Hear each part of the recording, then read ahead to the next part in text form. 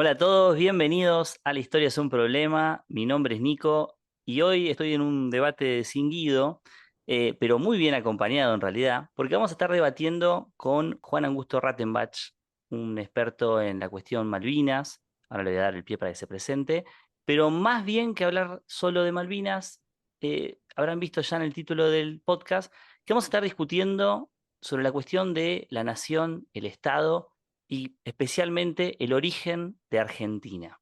Un debate que en redes el último tiempo viene creciendo muchísimo y que nos parecía que estaba bueno tener una larga charla para poder conocer un poco más los puntos de vista que están en debate. En algunas cosas no coincidimos y en eso va a ser interesante. Seguramente también acercaremos posiciones en otras, pero lo principal es poder tener un diálogo abierto y tranquilo donde conozcamos argumentos o qué es lo que está en pugna, cosa que todos ustedes después también puedan sumarse al debate en nuestras redes, en @historiaproblema y en JM Rosa, que ya se va a presentar. Con Augusto, presentate y vamos arrancando. Bueno, ¿qué tal, Nico? Bueno, primero agradecer por este espacio y poder participar acá del podcast. Bueno, como bien dijiste, mi nombre es Juan Rattenbach. Como bien dije en otras entrevistas, soy ante todo malvinero, ¿no? Argentino y malvinero, trabajador del Museo de Malvinas desde que se inauguró. Después podemos contar un poco la historia y la génesis del museo como institución, hasta incluso también hasta su impronta historiográfica, si se quiere. Y en cuanto a la formación académica, soy abogado de la Universidad de Buenos Aires, magíster en Economía Aplicada en la Universidad Torcuato Di Tella. Y bueno, para quienes no nos conocen, nos hemos conocido en la Facultad de Filosofía y Letras en la carrera de Historia. No llegué a finalizar la carrera, ni la licenciatura, ni el profesorado, llegué hasta el 60%, me lo tomo con mucho humor eso. Bueno, por otras razones que tienen que ver también con una lógica académica también, que es que en muchos casos de concursos docentes se valoran más los posgrados que las carreras de grado. No quiero abrir ese paréntesis, pero lo aclaro. Cuando me metí de lleno en la maestría, desistí de terminar historia como carrera de grado, dejando el frente abierto ante una posible recursada ya en instancias de posgrado. Es cierto, está diciendo, ¿no? De hecho, lo hemos hecho varios, ¿no? Yo también hice después una maestría y no hice la licenciatura. Em, pero esto que estás diciendo me abre la puerta para un primer punto, que sería un punto previo al debate. Y es una discusión sobre quiénes pueden hablar de historia. Vos decías recién, trabajás en el museo, tenés una formación académica en ciencias sociales, vamos a decirlo en general, pero hay una discusión ahí entre el uso oficial de la historia. Cuando hablamos de oficial, los historiadores solemos hablar de el uso que le da el Estado a la historia y el uso académico de la historia. Vos que estuviste en ambos frentes o estás en ambos frentes, digamos, ¿no? Conociste la academia adentro, haber estudiado la carrera de historia en gran parte, y estar en el Museo de Malvinas, que me decías depende del Estado Nacional. ¿Qué diferencia en principio notás entre la mirada histórica de ambos ámbitos, ¿no? Bien, por empezar voy a dar una... Todo esto es una subjetividad mía, ¿no? Sí, Aclaro, sí, obviamente, sí. aquí escuchan, no son verdades reveladas de mi parte, por eso es interesante plantear esto en el marco de un debate. Yo creo que, y estoy convencido que la historia no es patrimonio ni propiedad de un individuo, ni de un grupo de individuos. Estoy convencido que la historia la escriben los pueblos, y sobre todo la historia como una herramienta de construcción y de debate público a nivel nacional e internacional. De la misma manera creo que lo que es el derecho, las sentencias o los debates sobre el Poder Judicial no es un tema exclusivo de abogados, ¿sí? Por lo tanto, quienes me están escuchando y son historiadores, de mi parte como abogado les digo que si quieren opinar de cualquier forma y adjetivar el Poder Judicial, la justicia, las leyes, bienvenido sea porque hace también al debate público de nuestro país y también a nivel internacional en todos los ámbitos. Entonces, me parece que quiero aclarar eso por un lado, y segundo también, esto lo he conversado en otras instancias también, de sincerar el debate, porque a veces la cuestión académica es un poco polisémica, ¿no? Académica necesariamente es un investigador del CONICET, lo pregunto abiertamente. El CONICET también es un organismo del Estado y que se financia con recaudación de impuestos y con erogaciones del Estado. De la misma manera que los museos nacionales dependen de partidas presupuestarias que se aprueba por una ley del Congreso de la Nación, que luego lo ejecuta el Poder Ejecutivo, y en este caso los museos nacionales dependemos en su gran mayoría de lo que hoy es la Secretaría de Cultura, que en algún momento supo ser un Ministerio de Cultura. Cuando hablamos de quizás historia oficial, siguiendo un poco la línea de tu disparador, habría que ver bien cómo se conjuga también con otros espacios del Estado Nacional. Y ahí quiero introducir otro actor, que es la Cancillería Argentina y las relaciones exteriores. Nosotros cuando cursamos la carrera de historia, no sé cómo es ahora, yo soy un cursante modelo 2012, 2013, Yo 2014. no volví a pisar la facultad después de esto, así que... Ok, perfecto.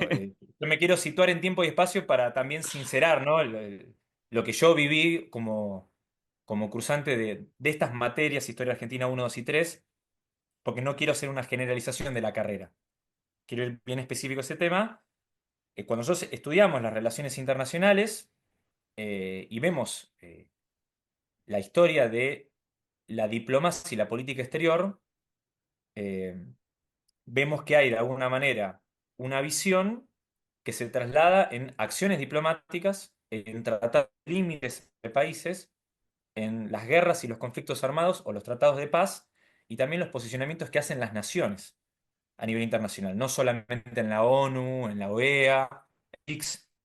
Me parece que hay algo interestatal, donde UNICEF por un lado, la Cancillería por otro, los museos como de cultura. Es decir, no hay una única voz oficial, que también te puedo sumar el Ministerio de Defensa, cuando hablamos de Malvinas y sus interpretaciones de lo que es el conflicto Atlántico Sur, sino que dialogan entre sí, pero todo forma parte del Estado. Y eso me parece que también es un elemento para sincerar estas conversaciones, por lo tanto no hay una voz Sí, oficial. totalmente. Y lo que sí, te entiendo esto de que no hay una voz, pero a la vez, digo, nosotros sabemos que desde el Estado, con muy poca flexibilidad, siempre se habla de esta idea de revisionismo, ¿no? De que hay voces oficiales en una época, hay revisionismo en torno a los actores que se van haciendo relevantes o no en un periodo histórico, por lo general atado a ciertos gobiernos. Es decir, si nosotros hacemos un raconto de los últimos 20 años, todos reconocemos en la llegada de los gobiernos de Néstor y Cristina una revisión, especialmente de sujetos históricos como reivindicados, ¿no? Llamemos con sujeto histórico con nombre y apellido, no sé, Rosas, Juana Zurduy, es decir, sujetos que antes no habían sido tan relevantes, ciertos sujetos que se mantienen en esa como relevancia, digamos, San Martín, Belgrano, Moreno. Eh, en un gobierno como el de Javier Milei, por ejemplo, vimos como al revés, se reivindicaron a otros sujetos, el pabellón ese que hicieron de hombres destacados de la historia, lo hemos discutido alguna vez acá. Había una discusión sobre a quiénes había, ahora no me acuerdo exactamente, pero sí me acuerdo que reivindicaban, no sé, al almirante Brown, por ejemplo, personajes distintos, más militarista quizá. Pero hay otras discusiones que se mantenían. Por ejemplo, digo, el rol de San Martín en la gesta patriótica es algo no debatido. Y es interesante, digo, porque hay un correlato, digo, una línea homogénea. La idea de que Argentina nace en 1810 y esta idea de bicentenario y esta idea de desde 1810 para acá es Argentina. 1810 digo Revolución de Mayo, no es ni la independencia del 16, ni son las invasiones inglesas, ni es la Constitución del 53. Entonces hay en el debate, quizás, yo por eso digo menos flexible, en el debate de la cuestión oficial, menos margen de maniobra. En eso vos lo ves también, hay como, bueno, la cuestión Malvinas, vos me podrás decir con un poco más de certeza, sabemos que quizá este gobierno, eh, o nos lo puedes decir vos, presenta un desafío quizá ahí porque tiene una posición bastante extraña, podemos decirla, por las reivindicaciones que hace Milei a la autodeterminación de los Kelper y ese tipo de cosas, ¿no? Pero en general me parece que hay una homogeneidad en el relato oficial, ¿no? No, para nada. Bien. Así arranco. No, no, no. De hecho, las disputas políticas las vivimos fuera del Estado, impactan adentro del Estado. Lo digo a favor del Estado de hace más de 11 años. los cambios de gobierno han sido muy significativos respecto a su impronta de la historia y lo podemos trasladar, si se quiere, hasta la década del 40 del siglo XX. Y también lo podemos incluso irnos para atrás, no tan lejos, en la década del 90. Es decir, la visión histórica de los 90, de reconciliación y de la tirada de billetes que se hicieron en el contexto de la convertibilidad, tiene un correlato distinto al que vino después de la crisis del 2001. Y estos debates que nosotros vemos, repito, en los medios de comunicación, también en las movilizaciones también se traslada en la gestión del Estado y los enfoques historiográficos. Por eso digo que cuando digo que muchas voces lo digo de verdad, en términos espaciales de lo que es el amplio organigrama del Estado Nacional, y a su vez hay que agregarle la variable temporal, que son los cambios de gobiernos nacionales en función de cómo van cambiando con los resultados electorales, sobre todo presidenciales, quienes son los que administran el Poder Ejecutivo Nacional. Cuando hablamos de revisionismo y de historia oficial, en realidad es un debate para mí que ha quedado viejo. Para mí, realmente lo digo desde mi subjetividad, la Guerra de Malvinas fue un punto de inflexión, también desde el ámbito historiográfico, geográfico y del derecho también. Digo, cuando los debates, si bien se han centrado en la historia en las últimas semanas, que han dado como disparador este encuentro, quiero aclarar que se está dando en todas las disciplinas científicas. Hoy es historia, mañana es geografía y el mapa bicontinental. Pasado es la cuestión del estudio de la antropología y los testimonios de los veteranos de Malvinas.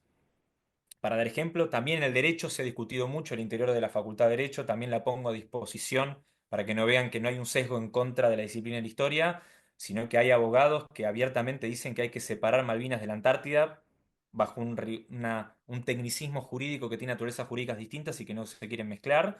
Y Malvinas es un tema que no se ha abordado tampoco en la carrera de abogacía de la Facultad de Derecho. Digo, quiero aclarar esto que también es transversal, ¿sí? A todas las disciplinas científicas.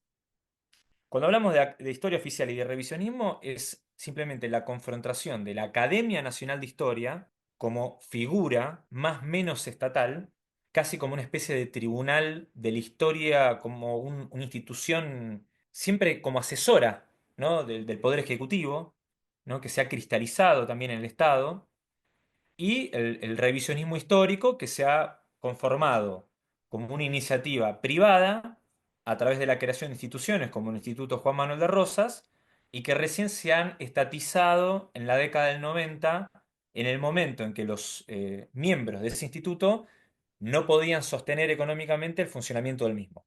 Es decir, hay una estatización de institutos de investigaciones históricas en la década del 90 que incluye el Instituto Juan Manuel de Rosas, pero que surgió como una institución paralela a la Academia Nacional de Historia, sostenido por sus propios miembros o socios. Lo que he mencionado y lo he conversado con Guillermo Moreno, que me ha invitado a su programa en Radio del Plata, es que lo que tenemos como debate historiográfico en la década del 60 y del 70, que por las dudas también lo aclaran, no eran discusiones amistosas, había muchos entredichos, muchos posicionamientos cruzados, no fue una época de debatir todo de palabra en la historia de nuestro país del siglo XX. Cuando en la década del 60 se empieza a discutir Malvinas en el Comité de Colonización, estos dos posicionamientos se enfrentaron para ver de alguna manera quién era el más malvinero de los dos. Esto es un dato de la realidad.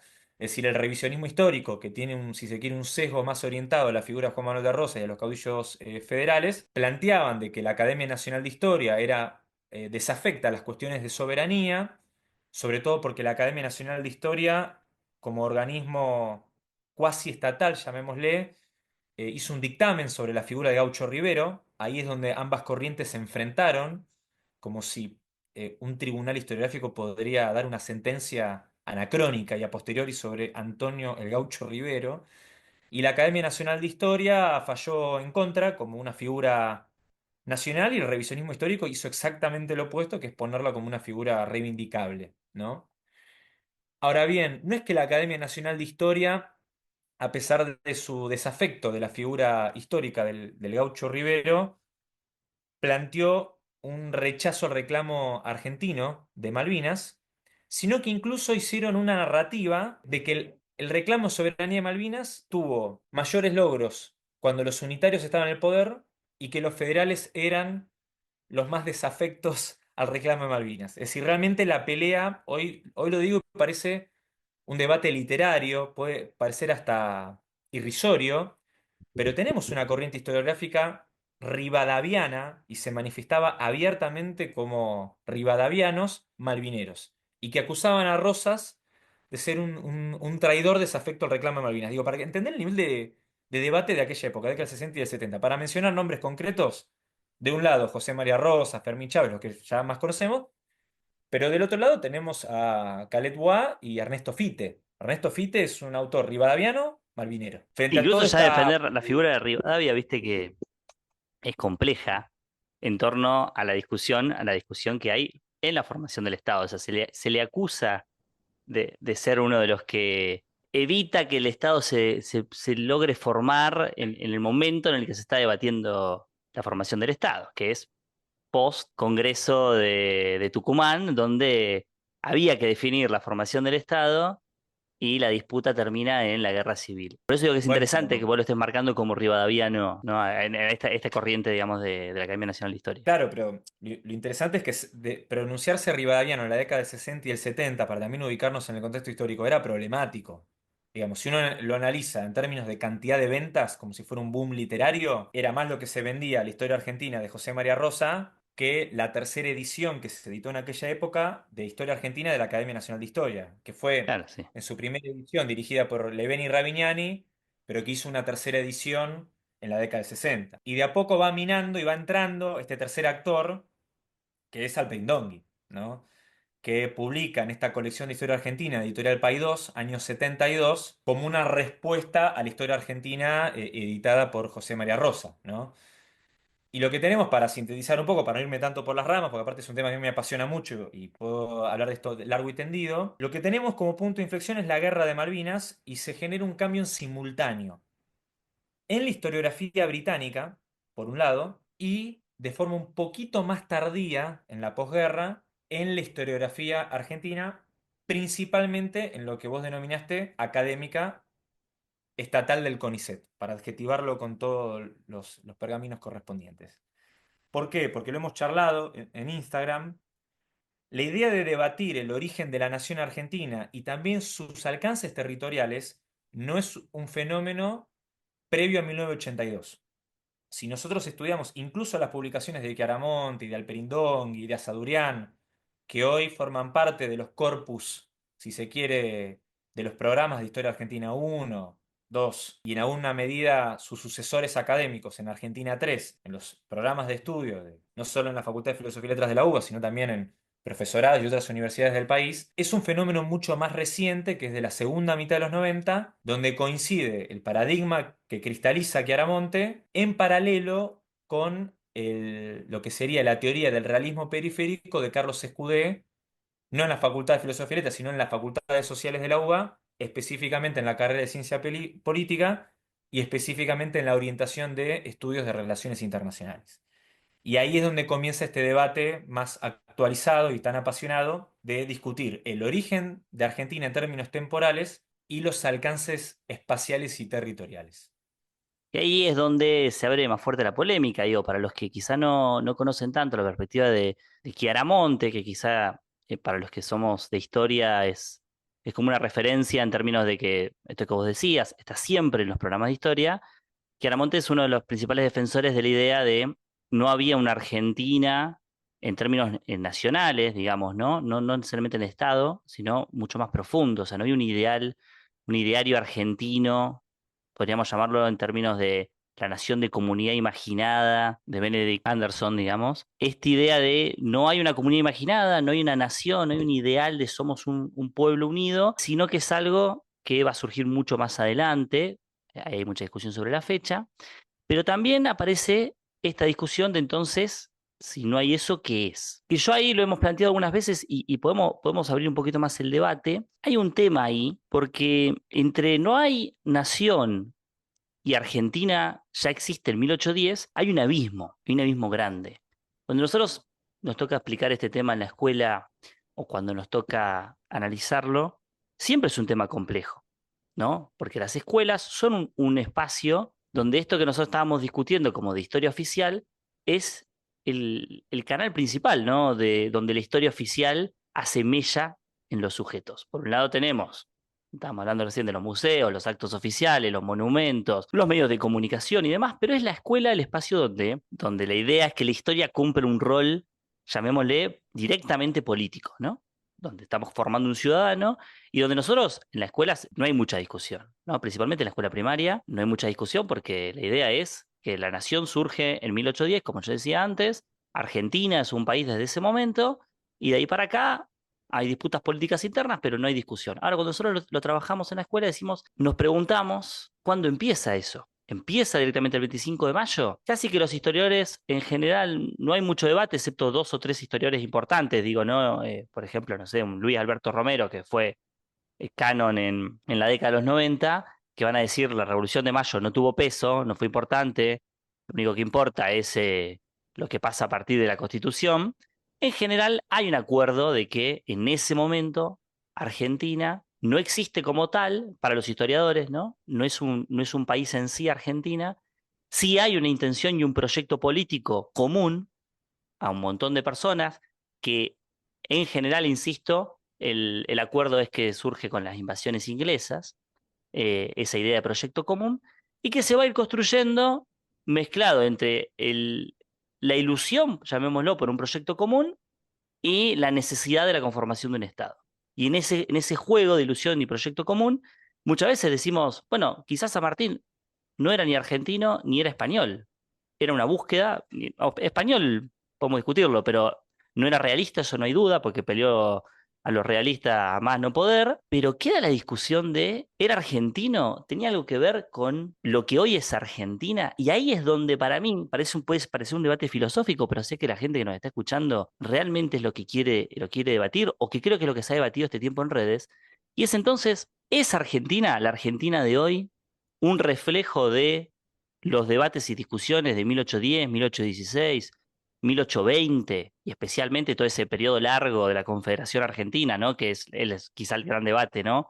El tiempo de provincias, como llaman algunos historiadores, y que genera debate. ¿Es eso Argentina? ¿Ese es un proyecto que terminó derivando en Argentina? ¿Es la nada, como dicen algunos? Y entonces ahí es donde tenemos que debatir un poco cuál es tu posición. Y yo te preguntaría también, ¿qué es lo que a vos te preocupa de esa posición de Chiaramonte que estabas diciendo, de Escudé? O sea, ¿qué ves de problemático en eso para que a vos lo estés debatiendo tanto en redes? Y cómo lo ves vos, digamos, desde la posición de lo que vos venís defendiendo este tiempo, ¿no? Bien, tiraste muchas puertas, vamos a tratar de ir una por una. Al menos mi forma de analizar la historia es también contextualizar los autores como metodología. Y también es importante analizar los roles institucionales, porque un decano de una facultad es un rol político, académico político, pero es político, es decir, se conforma un consejo directivo que elige al decano y a su vez los consejeros de los claustros los elige la comunidad educativa por el voto, estudiantes, graduados y docentes, sin meterme en la cuestión interna, pero forma a la política universitaria, porque si no, cada vez que hay un aniversario de la reforma de 1918, salimos a brindar como una épica dentro de la historia del ámbito universitario y pareciera que a veces nos pasamos dos roscas de romantizarlo y nos olvidamos que fue una situación de mucha tensión política, universitaria, pero política al fin. Lo mismo cuando hablamos del Cordobazo, hablamos de la Unión Obrera Estudiantil, bueno, es decir, las las disciplinas científicas y el ámbito universitario está íntimamente ligado con lo político, y vos mencionaste a Luis Alberto Romero, quienes cursamos en la carrera de historia y anduvimos por los pasillos de la Facultad de Filosofía y Letras de la UBA de Puan, sabemos que no tuvo una salida muy elegante, y estoy siendo muy cuidadoso con el uso de los términos, sino que tuvo una salida similar a las tensiones de 1918. Sí, También, faltó entonces, tirarlo por la ventana, porque en el 18 tiraron un decano por la ventana de la Universidad de Córdoba. Romero se fue con huevazo de la Facultad de Filosofía y Letras, después de haberla dominado durante 20 años, digamos, ¿no? De haber sido el amo y bueno, por señor, eso ¿no? bueno, contextualicemos también eso Y sumo que en el caso de Chiaramonte fue director del Instituto Ravignani de la UBA durante 25 años, 1986-2012. Sin ir más lejos, yo hasta el día de hoy no sé cómo es el proceso de elección del director del Instituto Ravignani. No sé si lo elige el decano de forma discrecional, no sé si lo tiene que aprobar el consejo directivo, no lo sé, no importa. Pero ¿qué quiero decir? Estamos hablando de personas que cumplieron roles institucionales políticos y no son meros académicos que publican investigaciones en el repositorio digital abierto del CONICET. Sí, o sea, para también contextualizar un poco. Después la cuestión de las visiones de posguerra, bueno, vos mencionaste a Anderson y la comunidad imaginada, algunos también en ese boletín 45 del Instituto Ravignani que estuve leyendo hasta la 1 de la mañana el otro día en casa, hablan de que también hay influencias de Charles Tilly en Chiaramonte y en su visión, y también son corrientes de la época, 80 y 90, donde a mi humilde entender es como que la disciplina de la historia comenzó a alejarse del derecho y de las relaciones internacionales, con esta idea de qué es una nación. Si uno estudia derecho internacional público, como una subrama dentro del derecho, o estudia las relaciones internacionales, si se quiere, como una subrama de la ciencia política, al menos como lo entiende la UBA hoy en día, qué es una nación o no, el hito, si se quiere, universal, es la paz de Westfalia de 1648. Mientras que quizás, si nos remontamos a Chiaramonte, a Anderson y a Tilly, lo que da origen a la nación podría ser o la Revolución Francesa o incluso el romanticismo europeo del siglo XIX que desembocó en las revoluciones de 1848, ¿no? Que luego en la segunda mitad del siglo XIX nos da como elementos, si se quiere, de construcción de una nación la unificación alemana y la unificación italiana. Desde el punto de vista historiográfico, repito, no vamos a encontrar, es una invitación también, hoy tengo la certeza, puede ser que venga algún colega y me diga, esto no es así, no encontré al día de hoy ningún libro de historia argentina que relativice antes de la Guerra de Malvinas el nacimiento de Argentina o cuestione la territorialidad argentina. No lo encontré. Es Bien, o una sea, búsqueda abierta. en ese sentido vos estás como relacionando, digamos, este debate a un quiebre relacionado a la Guerra de Malvinas y no tanto un quiebre historiográfico. Es decir, o sea, sí, hay un quiebre historiográfico por la Guerra de Malvinas. Digo, para aclarar, quizás por si uno no lo entiende, lo de la paz de Westfalia sería la idea del reconocimiento extranjero, por así decirlo, a una nación, es el reconocimiento mutuo soberano entre dos países, digamos, ¿no? Como es el fin de un tratado, de una guerra, digamos, la guerra de 30 años, donde hay un reconocimiento mutuo de la existencia de dos países. Por eso lo relacionabas al tratado internacional, a los tratados internacionales. Mientras que lo otro es una cuestión más, llamémoslo, cultural, muy propia de la historia social, muy propia de José Luis Romero, digamos, ¿no? Romero padre, en la década del 60, eh, donde están discutiendo la variable cultural, otras variables distintas que la variable internacional. Pero a mí me interesa un punto ahí, porque yo te diría que casi es fuerte decir que tiene que ver con la guerra de Malvinas el cambio de, de perspectiva, ¿no? Profundizarlo eso, está bueno, a ver. No, a ver, son dos cosas que se dan en simultáneo, no es que es una o la otra, se dan en simultáneo. O sea, repito, no hay ningún libro de historia argentina, sea de la Academia Nacional o del revisionismo, o la nueva escuela, la posnueva escuela histórica. O sea, la nueva escuela histórica sería el Levene Ravignani, los modernos, como le decimos en la jerga popular, de cursada, ¿no? De estudiante de historia, le llamamos a la camada de Alperindongui, a Sadurian, Chiaramonte, etcétera, etcétera. Bueno, si uno analiza los libros de historia argentina del año 72 de Editorial Paidós, y lo cito al Perindongui como autor del tomo 3 que es el de la Confederación Argentina, y el tomo del peronismo, que es muy finito, justo Alperín justo eligió abordar esos dos temas en la colección que él dirigió. Dato, no opinión, ¿eh? Yo estoy compartiendo acá información entre colegas. No cuestiona como una tercera corriente, si se quiere, que quiere saltar por encima del debate entre revisionistas y Academia Nacional de Historia, cuestiona ni la territorialidad ni el punto de partida. Y ahora voy con el tema que mencionaste recién, que es que esto se empieza a perfilar en la segunda mitad de los 90, porque el libro de Chiaramonte es del 97 y los 15 tomos de Historia General de las Relaciones Exteriores Argentinas de Carlos Escudé y Andrés Cisneros arranca en el 98 las publicaciones. Es decir, hay también una contextualización donde se cruza la posguerra fría y la posguerra de Malvinas. Es decir, se dan en simultáneo. Lo que pasa es que hay un contexto universal y tenemos un contexto local. ¿Por qué menciono esto? Porque hasta ahora no encontré tampoco ningún libro de historia argentina escrita por británicos, repito, escrita por británicos, que cuestionen el nacimiento de la Argentina como nación antes de 1982. Y esto tiene que ver con que, como trabajador del Museo de Malvinas, y por haber viajado a Malvinas y haber visto folletos y libros que se venden en el Museo de Puerto Argentino, que si querés después hablamos de los museos, empezaron no en Naciones Unidas, a nivel historiográfico, quiero Sí. aclararlo, porque esto no lo dicen los embajadores de carrera, ¿sí?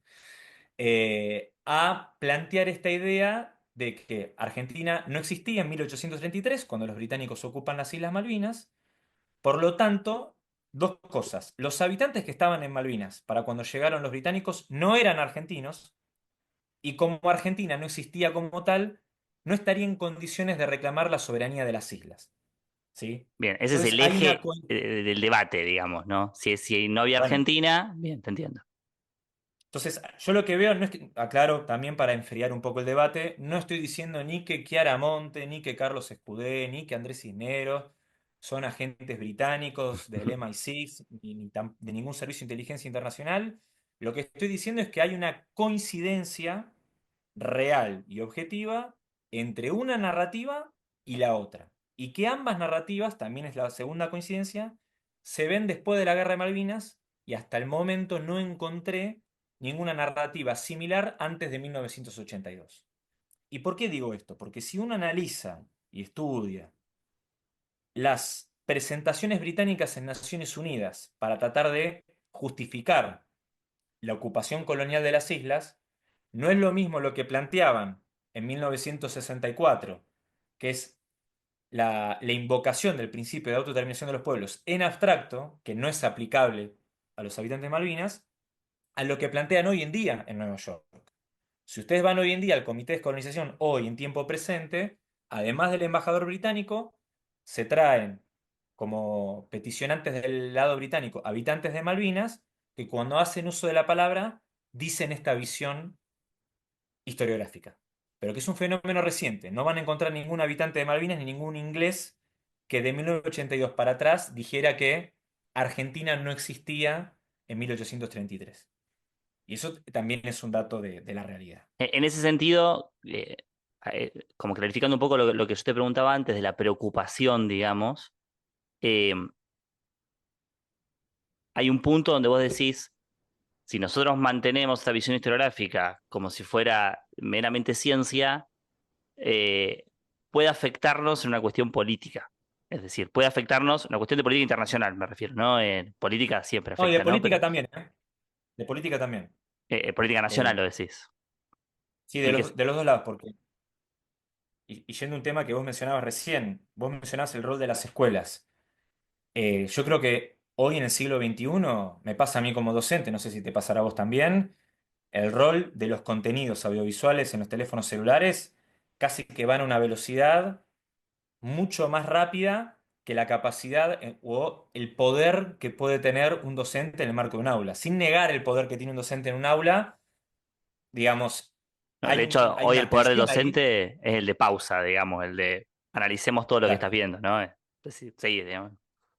Entonces, me parece que cuando las tensiones que se han dado en este debate no se da tanto solamente por el debate académico en sí, sino lo que estas personas que son académicas, que son un grupo de no más de 20 personas, quiero aclararlo, no tengo ninguna enemistad con la disciplina, si no, no lo hubiera estudiado y no me apasionaría tanto, sino lo que se comunica en redes sociales y en medios de comunicación. Y ahí también hay que sincerar el debate porque son personas que no son especialistas en estos temas, sino que ellos son especialistas de lo que son especialistas. Suena una tautología, pero quiero aclararlo.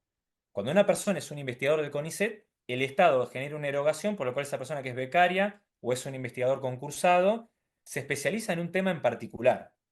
Ahora, esa especificidad en términos del campo científico no convierten al investigador en tener una especie de ancho de espada para debatir cualquier o absoluto o cualquier tema en términos de absolutos, ¿sí?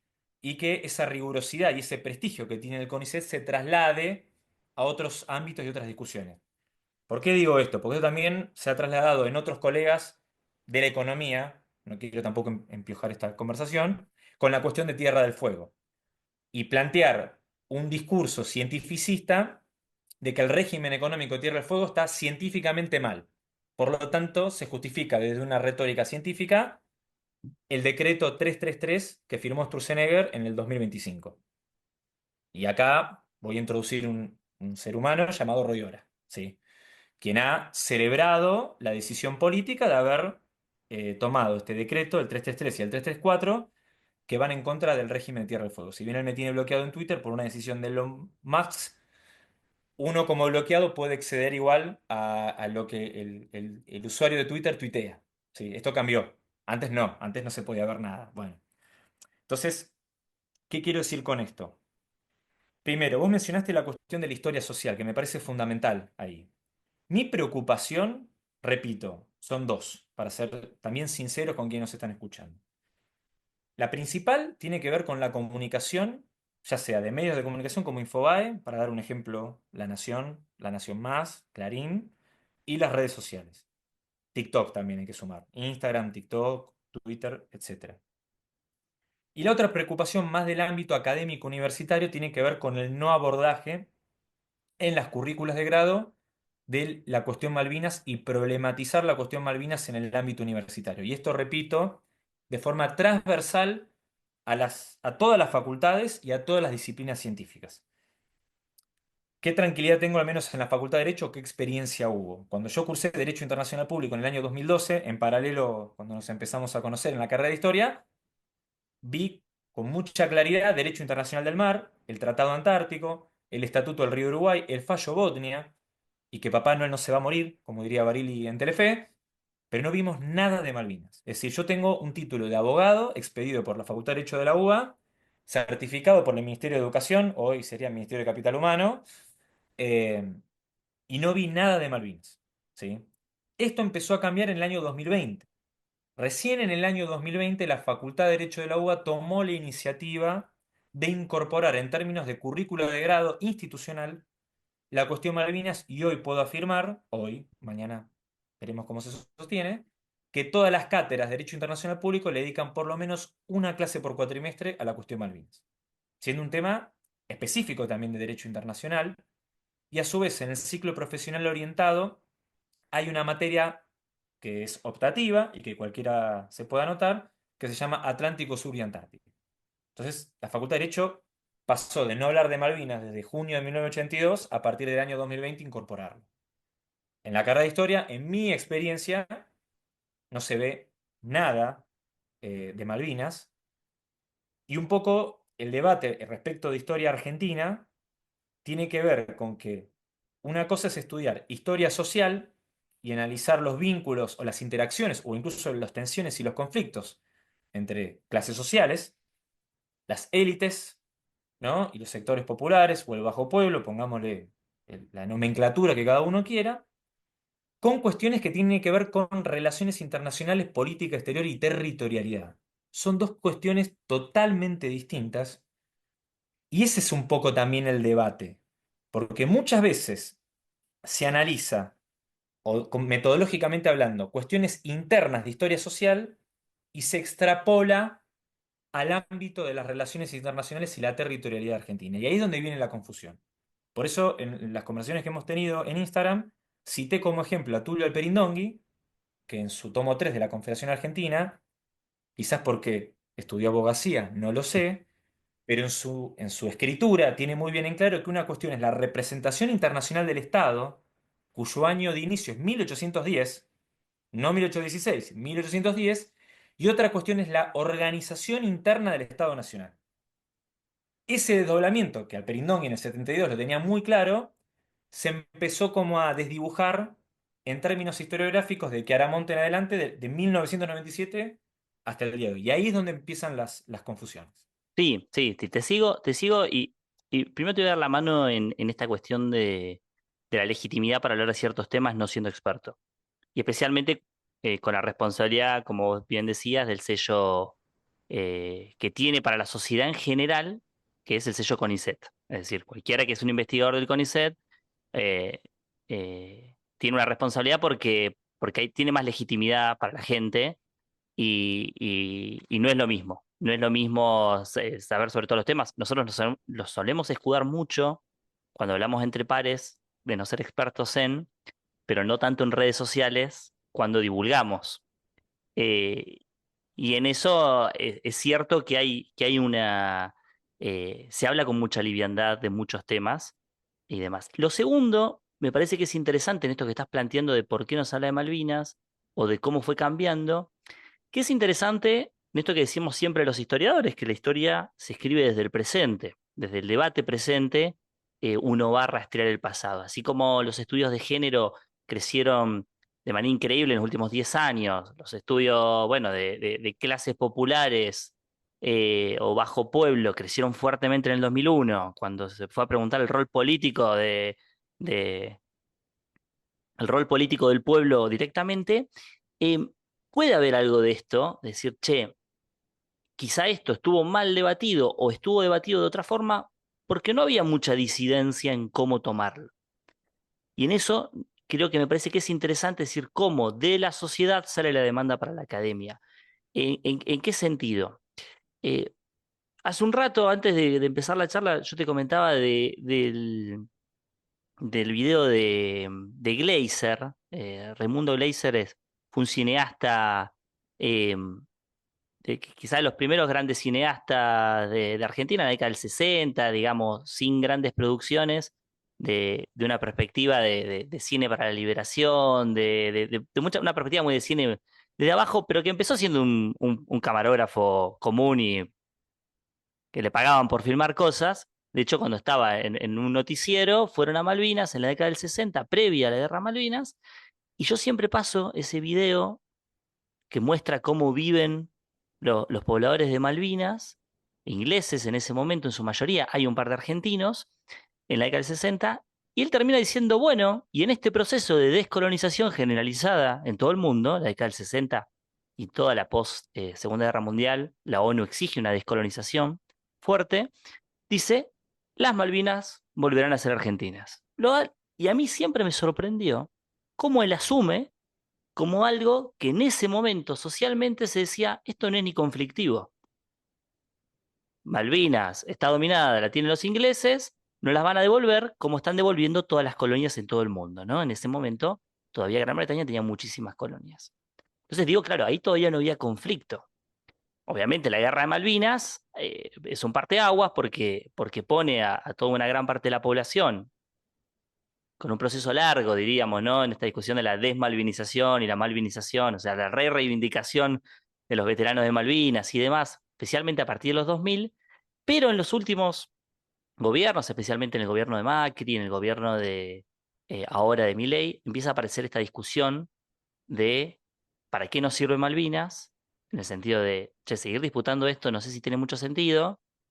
Empieza a haber como una grieta, una fragmentación, porque grieta está usado en muchos términos, una fragmentación política de decir, che, ¿y qué pasa si les damos Malvinas a los kelpers y no a los ingleses? Empieza esta discusión así como muy que se va tirando y que empieza a calar en mucha gente. Empieza a calar en gente importante, ¿no? Lo ha dicho Patricia Bullrich, lo ha dicho Milei, lo ha dicho en su momento, creo que también lo dijo Macri, como de quitar la homogeneidad en la discusión de qué hacer con Malvinas hacia futuro. Y en ese sentido, yo creo que es desde ahí donde quizá puede empezar a aparecer la discusión nuevamente en la academia y que este debate se abra más. ¿A qué voy con esto? Que quizá mirar el debate de Malvinas o buscar el debate de Malvinas académicamente en un momento donde no es una preocupación, eh, puede no tener mucho peso y quizá sí es hoy o a partir de estos debates más que de la guerra, a partir de estos debates de que hay gente desde la política que llega a ocupar cargos importantes como el cargo de presidente, eh, que plantea o desliza que Malvinas puede no ser argentino, bueno, empezar a plantear la discusión a partir de ahí, desde esa preocupación presente, la necesidad académica de que esto se investigue, ¿no? Me parece que eso también es interesante como para plantearlo en términos de cómo se da el juego en la historia, digamos, ¿no? De cómo se da el juego para que una investigación aparezca, digamos, ¿no? Bien, varias cosas. La primera, que después de la Guerra de Malvinas, siempre está bueno aclararlo y mencionarlo, no es que los británicos reocuparon solamente el archipiélago, sino como que consecuencia del conflicto Atlántico Sur, los británicos pasaron a ocupar 200 millas de mar alrededor de cada isla. Y si nosotros tomamos el mapa bicontinental como eje cartográfico y espacial argentino, los británicos hoy ocupan el 25% de la superficie total argentina. Y si desplazamos como variable la Antártida, y hablamos solamente de la superficie argentina sudamericana, está arriba del 30%. Porque la soberanía de una nación no es solamente terrestre, sino que también es marítima. Y ese es el tema que ha quedado, digamos, muy solapado, muy invisibilizado y que justamente está empezando también a emerger. Eso por un lado. Segundo, sí hay investigaciones académicas del CONICET de Malvinas. Y quien lleva a cabo eso se llama Federico Lorenz. Cierro paréntesis. Lo menciono en términos nominales, que sí hay. También está Rosana Guber, que es más del palo de la antropología, pero sí, existe un historiador con nombre y apellido, se llama Federico Lorenz, quien lleva no solo el CONICET, sino también desde el Instituto Ravignani, también es un tema de investigación de María Nestato, para mencionar algunos ejemplos, que lo vienen llevando a cabo. Es decir, la academia sí lo está investigando. Pero bueno, después vamos a hablar de los sesgos. El otro tema que quería aclarar también, vos mencionabas de la cuestión de la fragmentación política y el debate de la opinión pública sobre la cuestión Malvinas, y nosotros utilizamos, digo nosotros como colegas, interdisciplinariamente lo digo, ¿sí? eh, los censos y las estadísticas como fuentes. Y hace ya rato que hay fuentes estadísticas sobre este tema y las encuestas dan que el 95% de las personas encuestadas dicen que las Malvinas son argentinas, solamente el 5% no. Yo lo que planteo en relación a esto, que ese 5% está sobre representado en los medios de comunicación y en las mesas de toma de decisiones de nuestro país. Porque vos mencionaste personas con nombre y apellido, Mauricio Macri, por ejemplo, Javier Milei. Te puedo sumar también Sabrina Smechet, doctora Uf. en historia.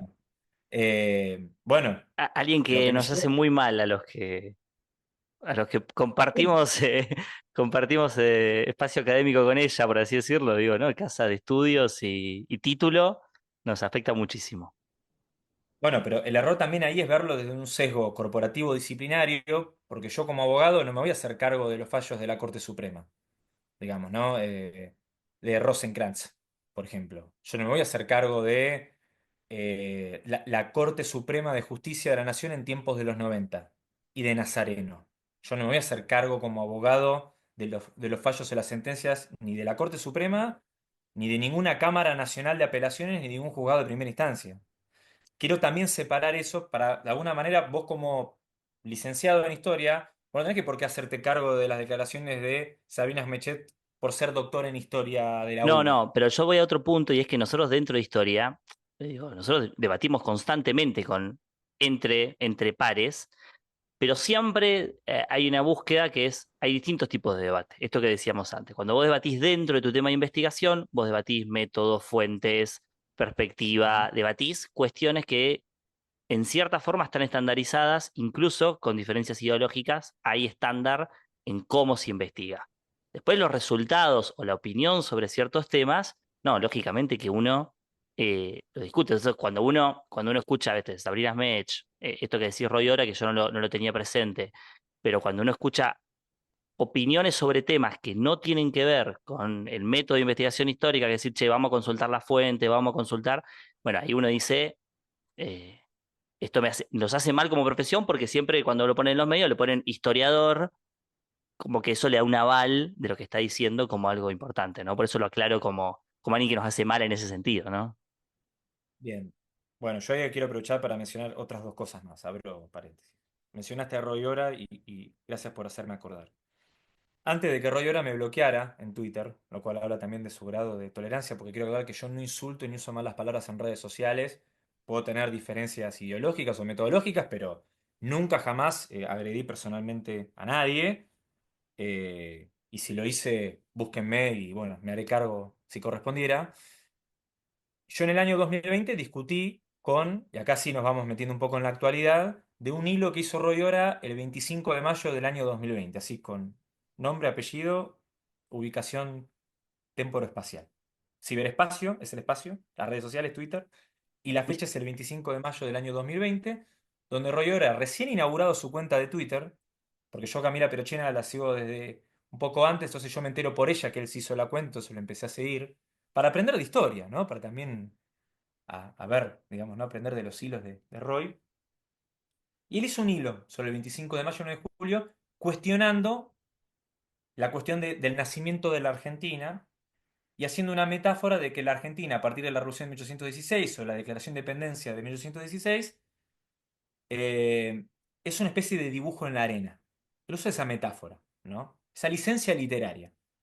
Yo le pregunté, desde mi ignorancia, con total humildad, cómo entra Malvinas en ese dibujo de arena que en teoría era la no Argentina de 1810-1816. Y la respuesta de él fue, no entra, eso es una obsesión que vino después. Abro comillas, cierro comillas. Y es muy interesante esto, porque también hay una coincidencia con la historiografía británica de posguerra.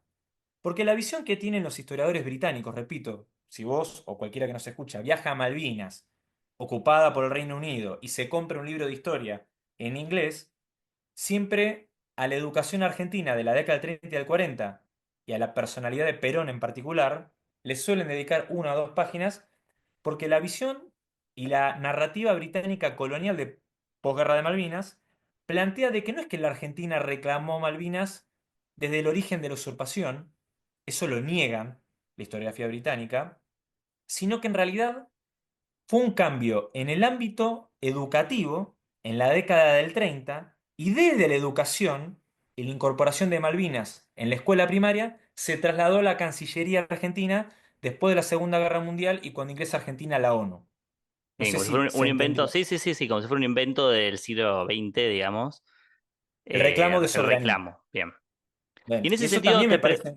te Sí, pregunto, porque después quiero dedicarle al menos un poquito a discutir la cuestión de la Patagonia, muy poquito aunque sea, de la sí. discusión de los mapas que decías antes y el tema del mapa de la Confederación y eso que está circulando bastante, pero es para aclarar, y eso me lo puedes contar vos, es la soberanía sobre Malvinas, ¿no? Que es algo que viene heredado del virreinato. ¿Siempre estuvo atada a la provincia de Buenos Aires? O cuándo A la deja intendencia, a la intendencia directamente? porque provincia nace en 1820. Sí, sí, claro. Por eso en 2020 se festejó el bicentenario de la provincia de Buenos Aires, ¿no?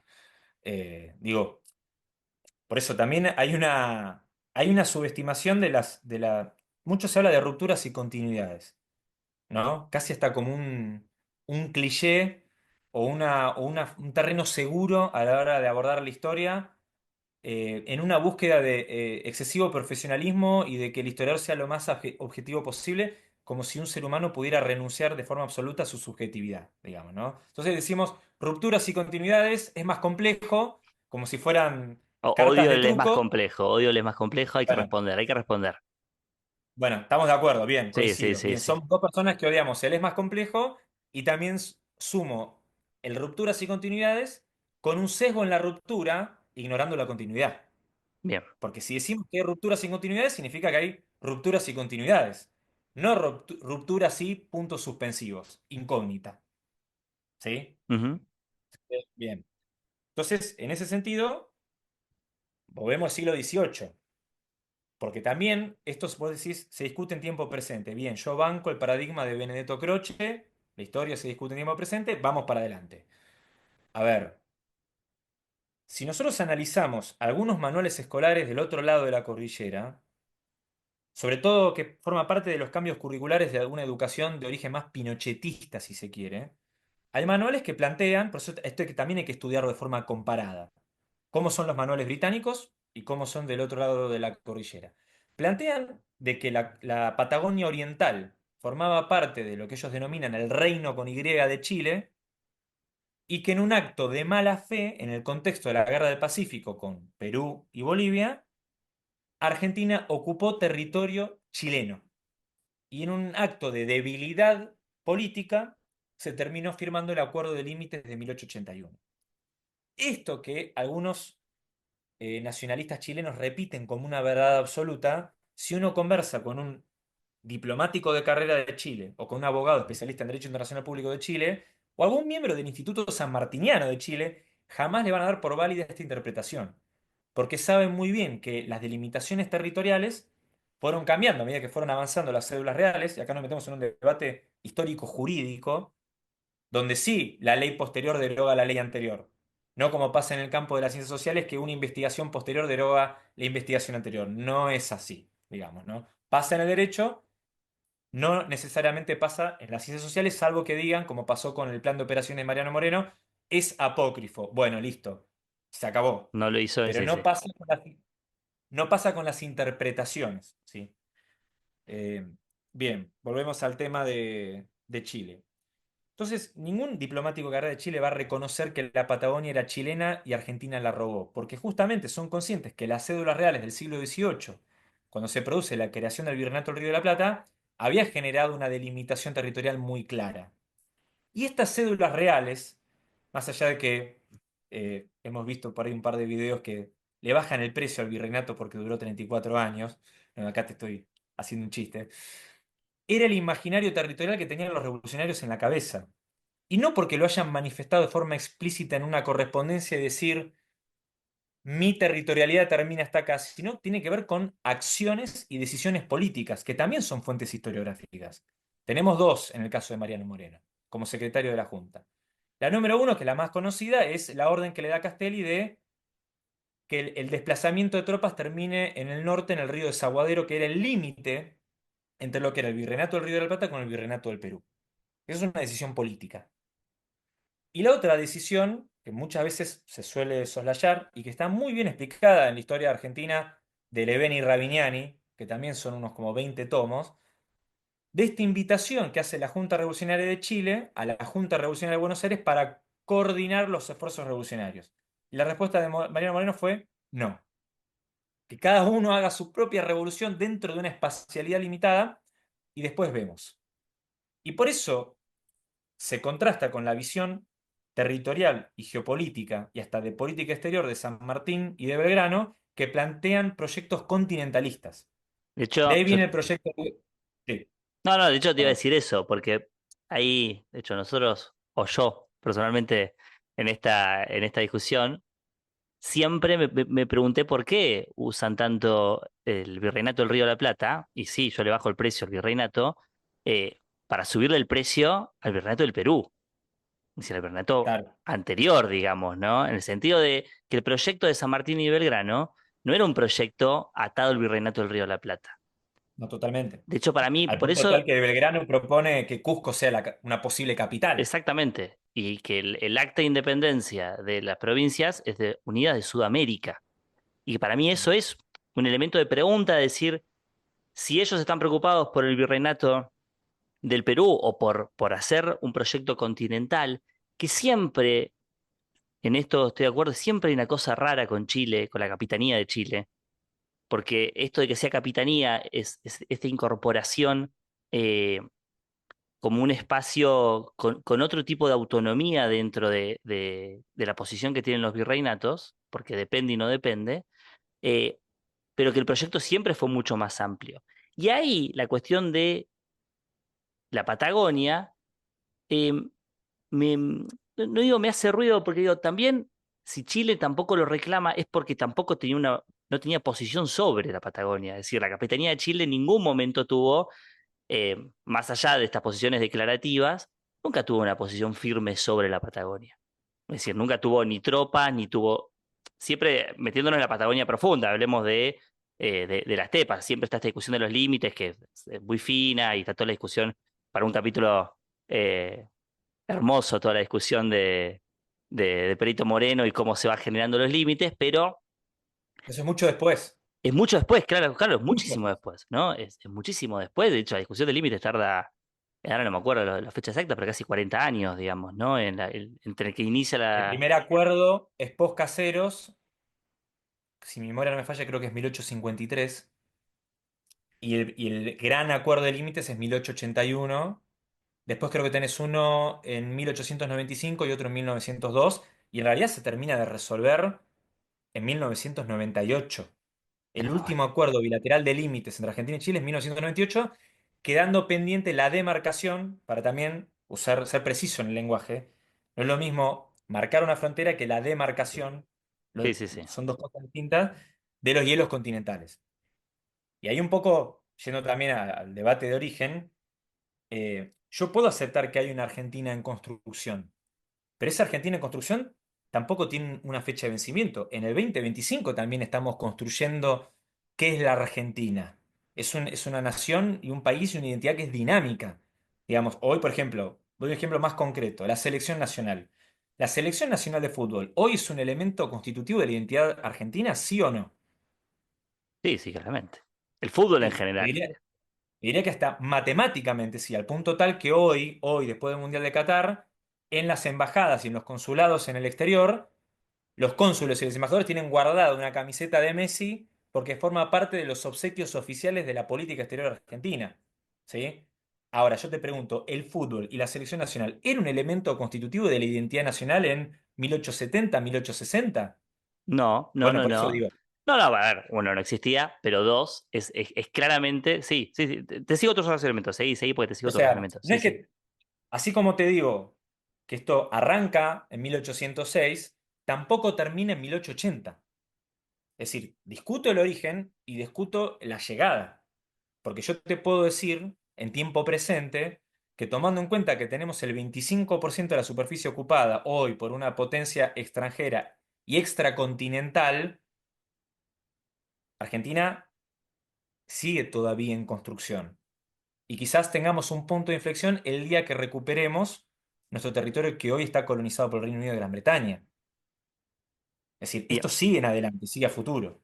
bien, bien. Y entonces, en esta línea es interesante porque digo, también lo que estás diciendo es que quizá el matiz fuerte está en la discusión de este famoso tiempo de provincias, ¿no? Que yo Sí. incluso te digo porque para mí también es interesante.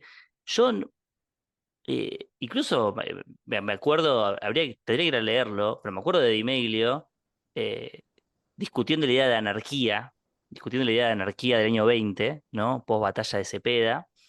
Em, Especialmente por decir, a ver, no puede haber anarquía porque no hay una ruptura, porque en realidad no se termina de conformar un Estado nacional, es decir, todavía el debate sigue, el debate de unitarios y federales. Yo no he visto muchos historiadores que discutan que el debate de unitarios y federales no es un debate de guerra civil.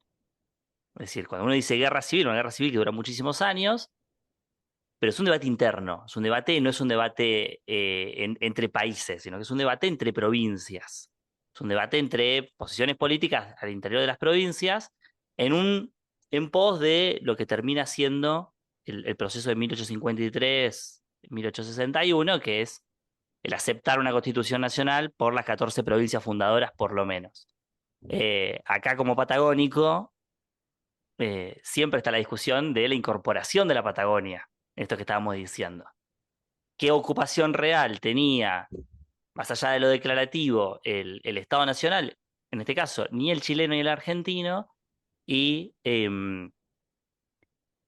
cómo la Patagonia es incorporada, no por un lado puede ser invadida desde el punto de vista de los distintos pueblos, el pueblo pehuenche o el pueblo araucano, pero en esa discusión, incluso, cuando yo digo, por ejemplo, si la Patagonia es lo que era el mapa del virreinato, le da argumentos a la gente que dice que identitariamente, no sé, el pueblo araucano no es argentino porque llegó en 1830 cruzando desde Chile. Nosotros siempre decimos, no, pará, esto está en conformación, lo que es Argentina y la Patagonia, la incorporación formal de la Patagonia, tiene que ver, a Argentina tiene que ver con el proceso de la conquista del desierto. Que yo te entiendo, y en esto voy a aclarar para que no lo hagamos tan largo, esta discusión de que no es una invasión a otro país, no tiene que ver con algo extranjero, sino con una expansión propia de los límites. Y acá me estaba quedando algo pendiente, y se me fue, que yo digo, en la historiografía propia, y acá aclaro mi espacio como neuquino, eh, digo que cada provincia construye una propia identidad, a veces hasta pseudo nacionalista, porque no sé, Neuquén en su himno habla de Neuquén país y tiene una cosa así como muy fuerte de hasta un pseudo nacionalismo. Se habla, viste, 10.000 años de historia, o sea, todo lo que acá formó, lo que es parte de, siempre que hubo un humano acá, fue un neuquino, se dice. ¿No? Ujú. Entonces, en esa discusión de identidad cruzada entre lo provincial, lo patagónico, lo araucano, lo pehuenche, bueno, lo tehuelche un poco más al sur, digo, decir quizá que eso siempre fue Argentina genera un ruido en la construcción de la identidad de ese escenario o de esa parte del país, digamos, ¿no? Bien, voy a ser muy técnico en el uso de la palabra por las noticias políticas del último momento, el momento que estamos grabando este podcast. Primero, quiero hacer un par de aclaraciones. Los cargos de directores nacionales de museos son cargos políticos, más si no están concursados. Quiero Sí, aclarar sí, eso esto. está clarísimo, sí. Porque si hay un cambio de gobierno y una persona permanece en el cargo, eso es un acuerdo político. No hay una especie de carrera meritocrática por la cual uno accede al cargo de director nacional de un museo. ¿Sí? Eso por un lado. Segundo, esa visión historiográfica de Chiaramonte, voy a responderte todo en una misma respuesta. Sí, sí, sí. Y está en el boletín, repito, 45 del Instituto Ravignani, especialmente con el texto de José Antonio Piqueras.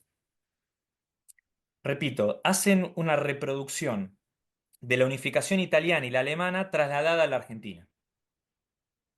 Porque lo que hoy son entidades subnacionales italianas y alemanas, antes de la unificación, sí eran sujetos de derecho internacional. Las provincias argentinas, antes de 1853, no eran sujetos de derecho internacional. Pero desde la concepción de Chiaramonte, con su exégesis en este boletín homenaje a él de José Antonio Piqueras, no desmentido por Chiaramonte, ¿no? Y supongo que algún continuador del trabajo de Chiaramonte, como Fabio Basserman, podría desmentirlo, plantean que las provincias sí son sujetos de derecho internacional. Entonces ya ese error hace un efecto cascada a toda la interpretación historiográfica posterior, porque tiene sentido decir que si las provincias son sujetos de derecho internacional, la nación argentina nace con la Constitución de 1853-1860, porque son países que renuncian a su condición de tal para subsumirse a una entidad común, ¿se entiende? Sí, sí, totalmente, Pero totalmente. es un error técnico muy garrafal, muy garrafal. Eso por un lado. Yendo a la cuestión de la cartografía, la Patagonia, y ahí es donde vuelvo un poco al origen. Los cambios de gobierno, y lo hablo como trabajador de museo, hablo también de mi experiencia, sí, desde una metodología thomsoniana, si quieren. Paréntesis, Sí, ¿vos hace cuánto estás en el museo? Eso no lo creo que no lo dijimos. Estás hace muchos el años, mus- de que se inauguró, que es el 10 de desde junio de 2014. 2014, perfecto. Al plantel de trabajadores del museo nos incorporaron un mes antes para capacitación en mayo del 14. Eso es lo que dice hoy mi recibo de sueldo como fuente historiográfica a disposición. Ingreso mayo 2014. Se inaugura la institución el 10 de junio de 2014. Y del 10 de junio de 2014 hasta este momento, julio de 2025, viví en términos de experiencia como trabajador y afiliado sindicato y con experiencia también de peleas y disputas sindicales al interior del museo y afuera del museo como trabajador estatal, el final del gobierno de Cristina, el gobierno de Macri, el gobierno de Alberto Fernández, pandemia de por medio y el actual gobierno de Milei. Sí, quiero aclarar esto. Los cambios en la cartografía y que traducen cartográficamente la visión de Chiaramonte es un tema que arranca tímidamente, tímidamente, en los guiones de los capítulos de Samba, cuyo guionista principal fue Gabriel Di Meglio. Lo podemos ver en los guiones de Historia de la Revolución de Mayo y el capítulo de Rosas, donde ese mapa del capítulo de Rosas es lo que luego se traslada en la muestra que hizo en el año 2022 de tiempos de provincias, que es una cartografía donde las provincias están acotadas en lo espacial y además no incluye a las Islas Malvinas. Lo cual también es un error técnico, porque si queremos hacer una cartografía de hecho, el 6 de noviembre de 1820 se hace la toma de posesión efectiva de Malvinas después del abandono de la guarnición española. Entonces, aún queriendo hacer una cartografía de facto y no de iure, las Malvinas deberían estar. Sí, Y no están. asociadas a la provincia de Buenos Aires, como decíamos, deberían estar. Exactamente. Eso por un lado. Segundo, en los museos nacionales, que son, repito, las direcciones son cargos políticos. Por ahora, el día de mañana puede cambiar y haber concursos mucho más abiertos, transparentes, etcétera, etcétera. Hoy los cargos de directores nacionales son cargos políticos. Si bien Di Meglio asume como director del Cabildo en el año 2015, en el último año de Cristina, él prorrogó su mandato en el gobierno de Macri. Y la primera vez que aparece esta cartografía en un museo nacional fue un ploteo en el suelo del Cabildo en el contexto del 9 de julio de 2016. Y es la primera vez que aparece este mapa que termina en el río Salado y Ujú. que pone como si fuera un país aparte todos los territorios de la Patagonia y Tierra del Fuego al sur del río Salado. ¿Sí? Y que después esto se traslada en el Museo Histórico Nacional con la muestra Tiempo de Provincias, año 2022-2023, y con la posterior modificación que está al momento que estamos grabando este podcast, de fines del 2023 y que se mantuvo en el 2024 y en el 2025 en el gobierno de Javier Milei. ¿Y por qué es importante mencionar esto? Porque la visión chiaramontista de la espacialidad es coincidente con la visión de Escudé y Andrés Cisneros de la espacialidad. Si uno agarra el tomo 1 de Historia General de las Relaciones Exteriores Argentinas, los mapas son los mismos. Entonces vemos que hay una coincidencia de la espacialidad chiaramontista con la de Carlos Escudé. La de Chiaramonte es la de Di Meglio y la de Escudé es la de Milei. Pero la espacialidad es exactamente la misma.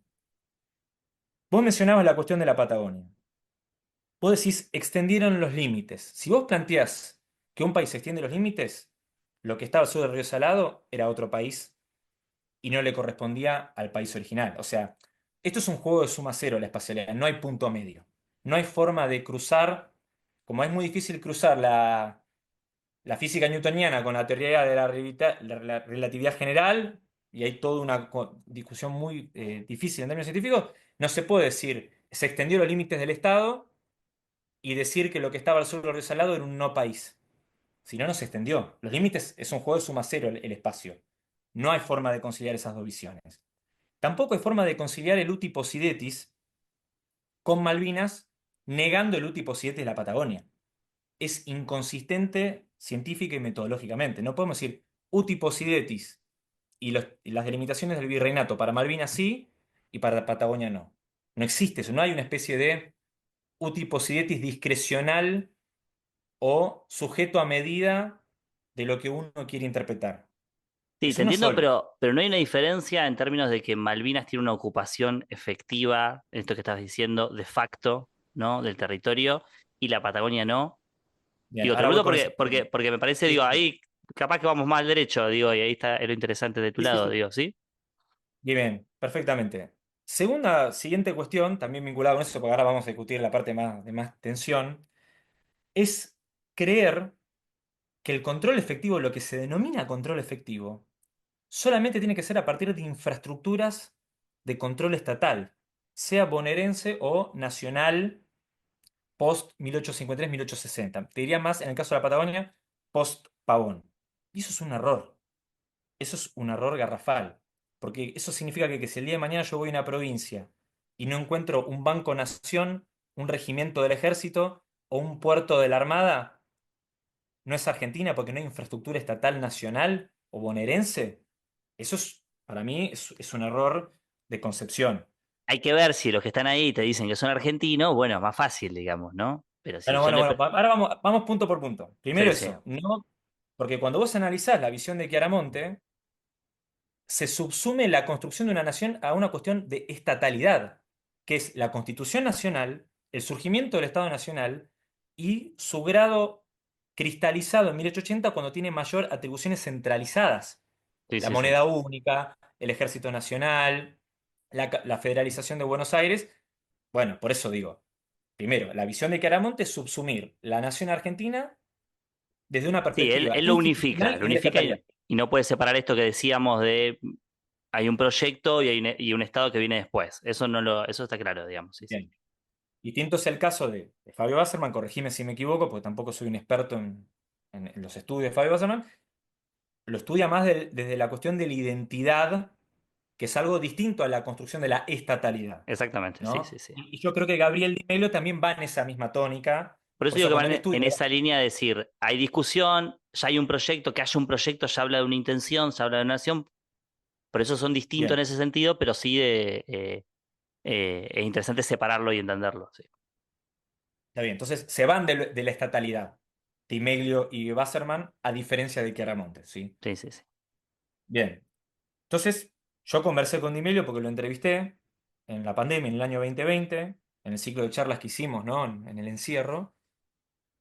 Y obviamente aproveché y le pregunté, ¿no? Digo, estoy hablando con Di Meglio, recientemente asumido como director del Museo Histórico Nacional del gobierno de Alberto Fernández, digo, aprovecho voy y le pregunto de cómo se conjuga esto que pareciera ser que hay tensión entre la idea de que Argentina nace en 1880 o en 1860 y los británicos nos ocuparon las islas en 1833. Hay una tensión ahí, hay algo ahí que no cierra. Y él me dijo, no, eso es su tipo Sidetis, coma, no estoy de acuerdo con las visiones quienes plantean la nación como algo tardío en 1880, que sería Royora. Tampoco estoy de acuerdo con la visión de 1860, que sería la de Camila Perochena, que lo dijo públicamente en Infobae. Argentina nace con Mitre, lo dijo así textualmente. Yo tengo fuentes donde, por ejemplo, en el contexto de la guerra con la Confederación Peruano-Boliviana, hay un soldado que en el noroeste, jujeño, que se autodenomina argentino. Por lo tanto, para mí es 1830.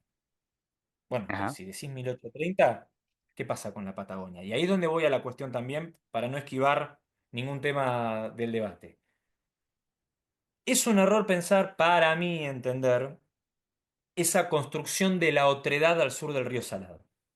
Lo digo en tiempo pasado y lo digo en tiempo presente. En tiempo presente es la justificación de los dispositivos represivos del gobierno de Macri y del actual gobierno de Milei.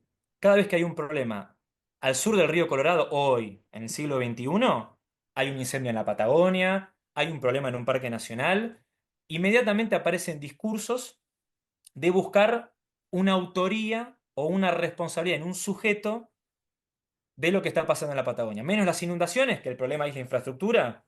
Cuando hay incendios o hay un problema en un parque nacional o hay una toma de tierra, vos lo debes saber muy Sí, bien. sí, sí, siempre son los mapuches, que no son cualquier tipo Exactamente. de mapuche, porque son esta idea de que hay un grupo secesionista, digamos, ¿no? Como separatista chileno del sur de Chile que reclama toda la Patagonia, que en Neuquén no tienen tanto peso, en Neuquén no tienen tanto peso en el sentido institucional, porque hay agrupaciones mapuche, digamos, agrupaciones campesinas mapuches, agrupaciones de distintos tipos, no tienen tanto peso en el sentido político de acción, sí un poquito más al sur, en Río Negro, em, pero que parte de esta idea de decir que hay un grupo separatista que sigue otra nación, que es la nación mapuche, y que no se incorpora a la nación argentina, que No, es para un mí una cosa tema, más.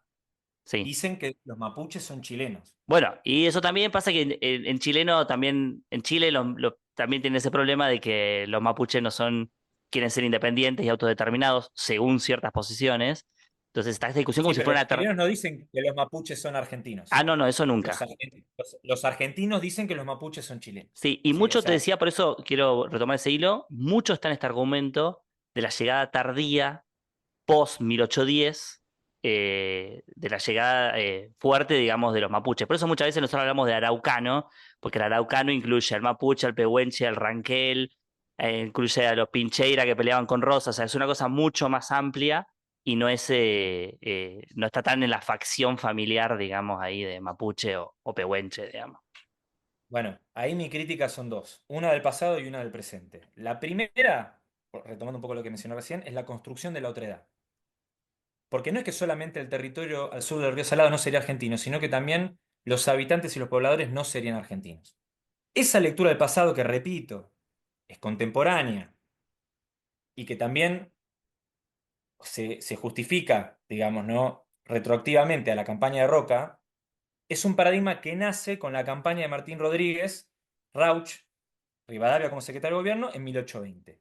Y esa concepción territorial y humana después se continúa después de Caseros. No es la visión de Dorrego en 1827 hasta Caseros en 1852. Entonces, también sinceremos de que hubo dos abordajes distintos desde la estatalidad con Martín Rodríguez, Rivadavia y Rauch, y después de Caseros, principalmente con Mitre y luego Avellaneda y Roca, porque Mitre y Sarmiento en el medio tenemos la guerra del Paraguay, Sí, sí, ¿no? totalmente. Después de la guerra del Paraguay viene un direccionamiento al sur, muy fuerte, ¿sí? Eso por un lado.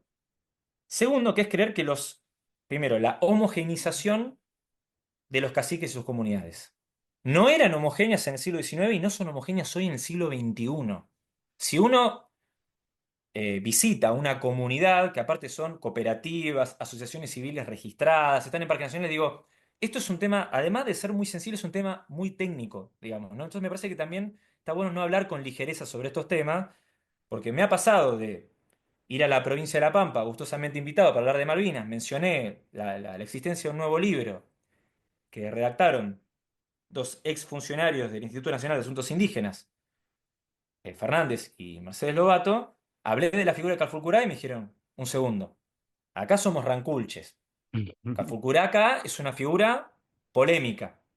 Nosotros no somos ni boroganos ni huiliches, somos ranculches. Es decir, está la cuestión identitaria del cultrum, la bandera, el lenguaje, pero somos ranculches, no Eso que te somos decía, huiliches. viste, Entonces, del macro porque a veces hay problemas. bueno, por eso, y uno viaja a Neuquén y Cafulcurá es indiscutible como figura, como Lonco, como Toki, digamos. Sí, sí, sí. Por eso Cafulcurá, también Seferino, Sahueque.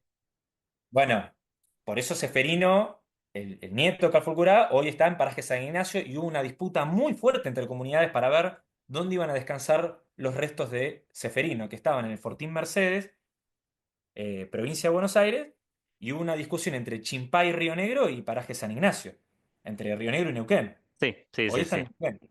Lo digo, esto se discute en tiempo presente porque cuando se habla de la recuperación de los restos óseos que están en el Museo de Ciencias Naturales en la Universidad Nacional de La Plata, perdón, en la Ciudad de La Plata, perdón, me corrijo, pero que también es un museo que estuvo muy vinculado con la universidad, bueno, en términos legales, por las dudas lo aclaro, los restos de una persona, un ser humano, son propiedad privada. Y si no, una cuestión en paralelo es la historia del cuerpo de Vita, que también es otra discusión, pero donde, digamos, quiero aclarar esto. Entonces, digo, son discusiones que están hoy en día en tiempo presente, pero también parten de un error de homogeneizar los caciques y sus comunidades en el siglo XIX, como si Calfucurá no hubiera tenido ninguna diferencia con Mariano Rosas.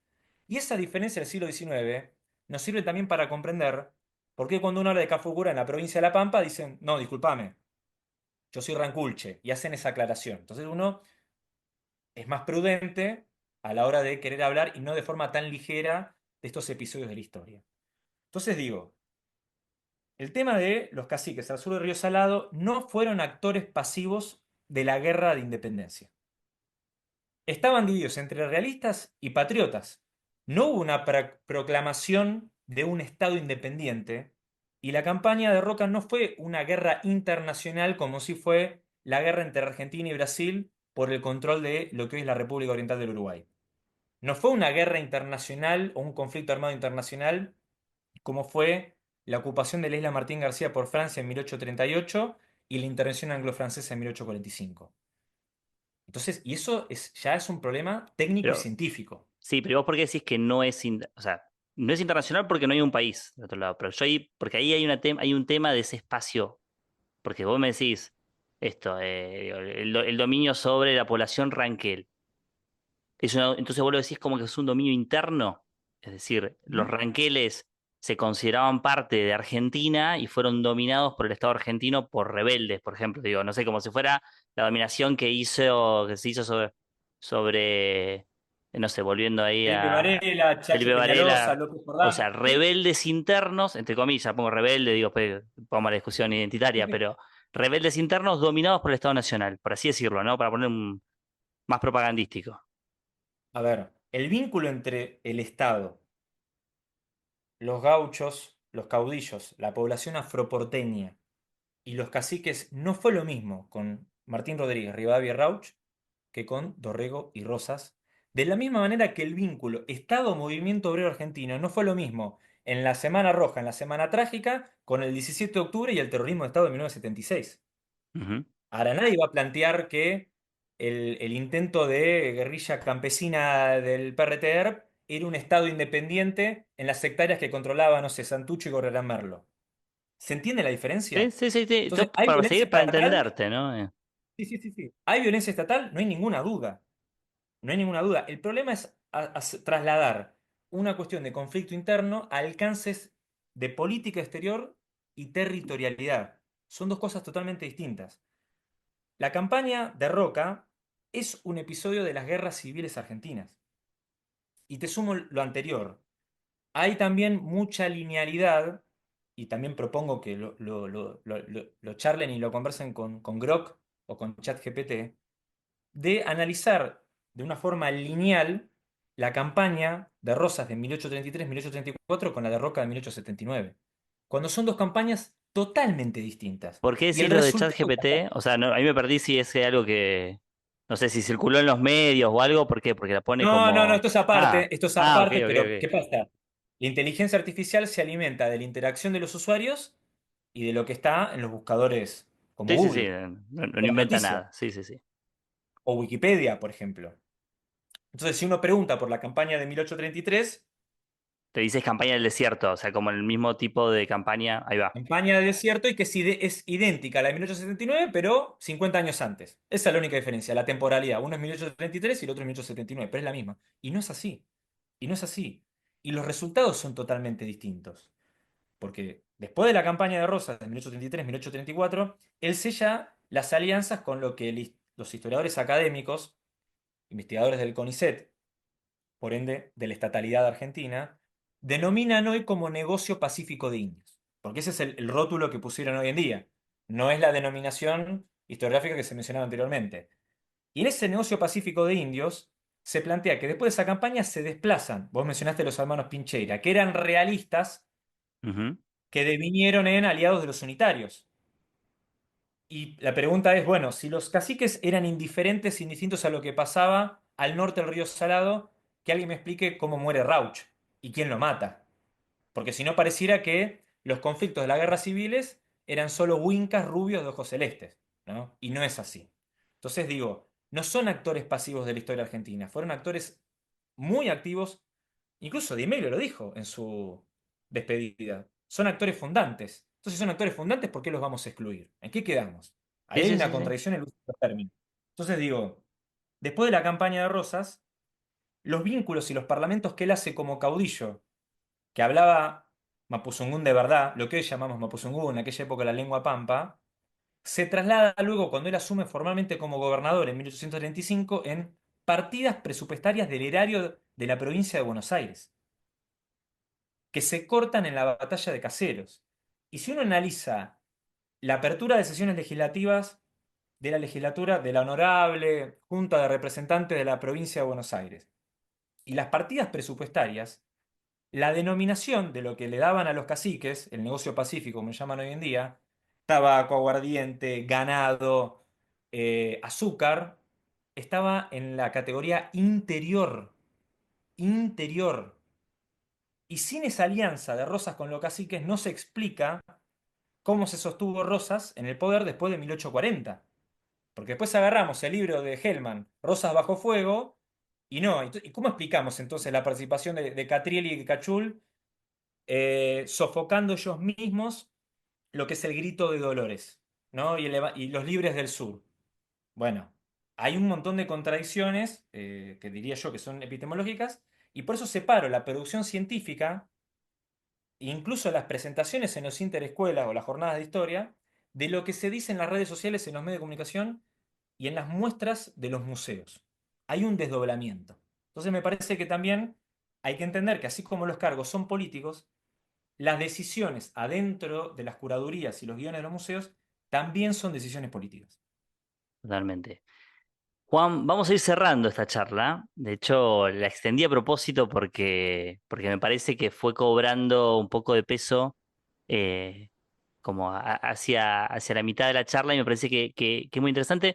Yo decir, mi objetivo, y de hecho cuando pensamos en esta charla, era tratar de entender un poco más esta posición. Incluso decía, me interesaba mucho entender tu posición sobre la Patagonia, mucho qué es lo que te preocupaba, qué es lo que veías, separar o ponerle nombres propios a esta discusión de la academia, a esta discusión de los museos, y me parece que hemos ido cubriendo un poco esos temas.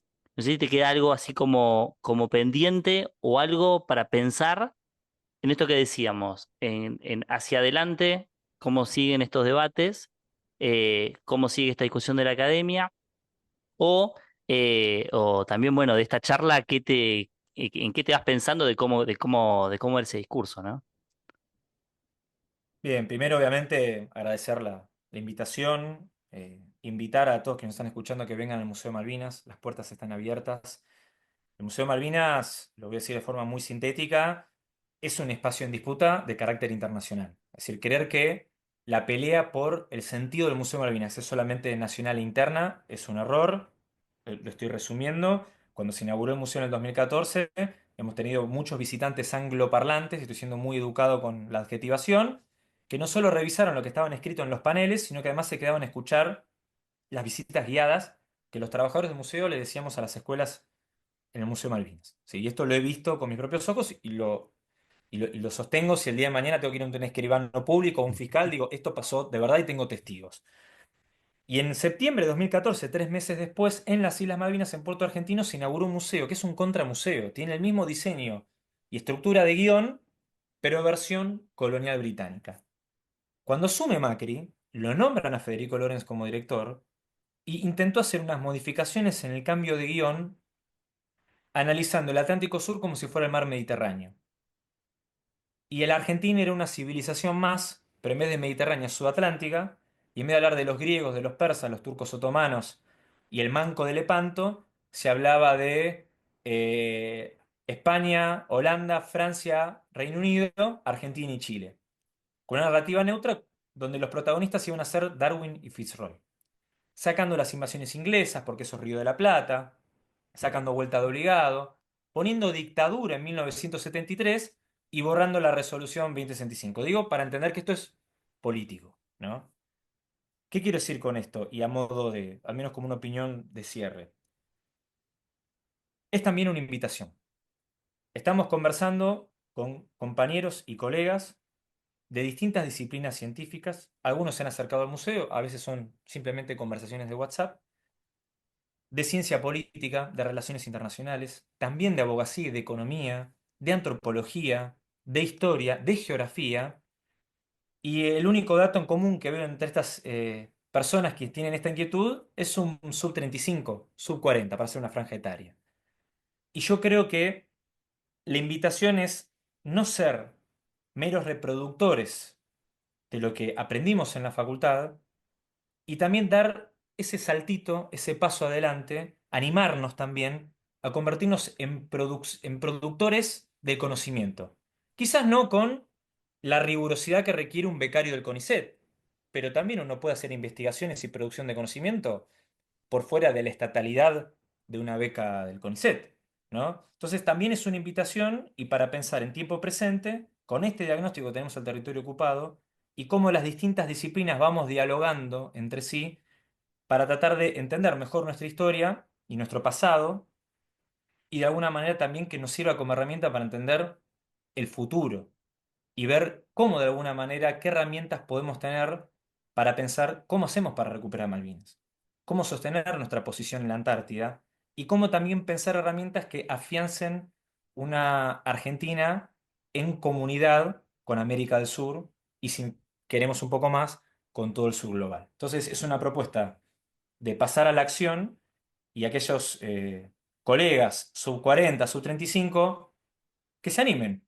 empiecen a producir, a leer, investigar sin miedo y empezar a generar producciones propias, porque también tenemos derecho a que nuestras generaciones construyamos nuestra historia en tiempo presente. Queda muy claro, queda muy claro. Después lo vamos a ampliar seguramente en el futuro. Pueden seguirnos a nosotros en @historiaproblema, a Juan en JM Rosas con Z, ¿no? Si no me equivoco. en Instagram por lo Sí, menos, que son las redes. Sí. porque Rosas con ese ya estaba registrado, por Ah, está eso. bien. Está la duda siempre. Y bueno, nos seguimos comunicando. Cualquier duda o repercusión de este capítulo, solamente haremos algún recorte amplio para que lo comenten ahí abajo y para que vayan a escucharlo después. Seguimos, hasta pronto y muchas gracias.